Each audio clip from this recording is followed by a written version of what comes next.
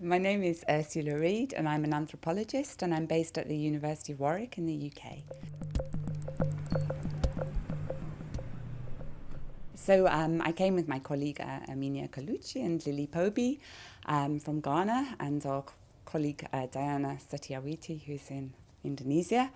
And we've made a film about how traditional and faith-based healers are working together with mental health workers in those two countries, in Ghana and in Indonesia.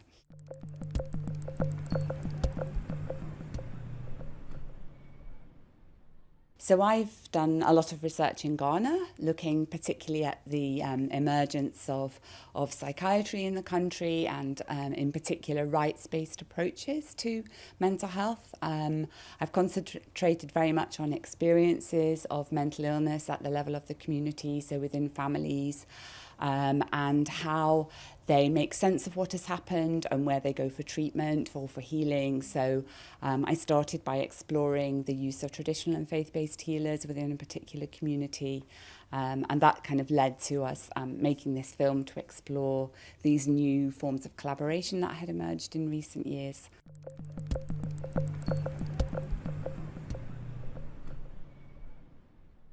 I think with transcultural psychiatry, I mean, when you think back to the sort of beginnings of the discipline, and it was around looking at are mental illnesses universal? You know, so can we go to countries in the developing world, as were the colonies, as they were, and can we find the same illnesses there? I think now those questions, what's interesting to me is that in a way those questions are now kind of bracketed out often, and it's kind of with the movement towards a globalised mental health.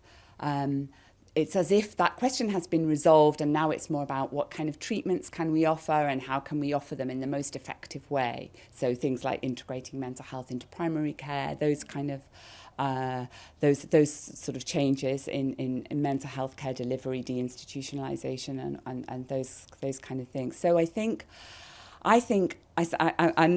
Erminia was saying this earlier, in a way it's like going back to look at some of those fundamental questions about what really is mental illness and how do people make sense of it within particular contexts.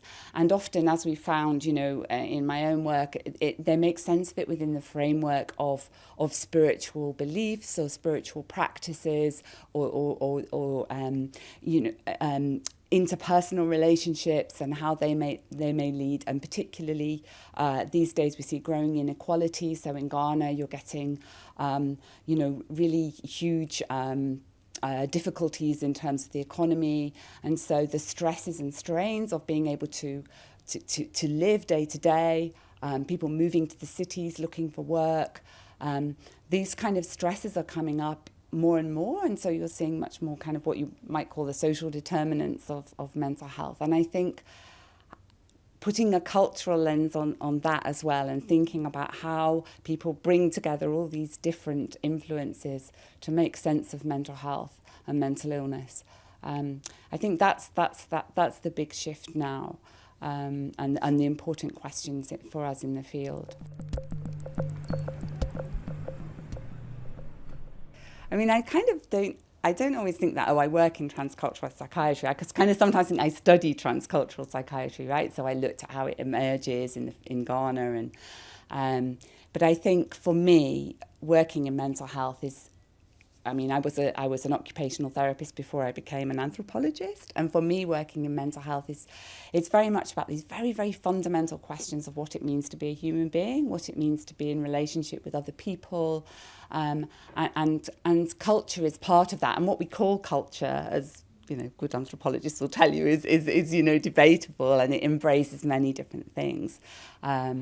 And so I think for me to look at these essential questions around inequalities and how they impact on our mental well-being and on our relationships and our ability to be in the world and to look after ourselves, look after our families, that to me is really fascinating and raises endless questions that are related to anthropology, but also to history and political science and these other disciplines.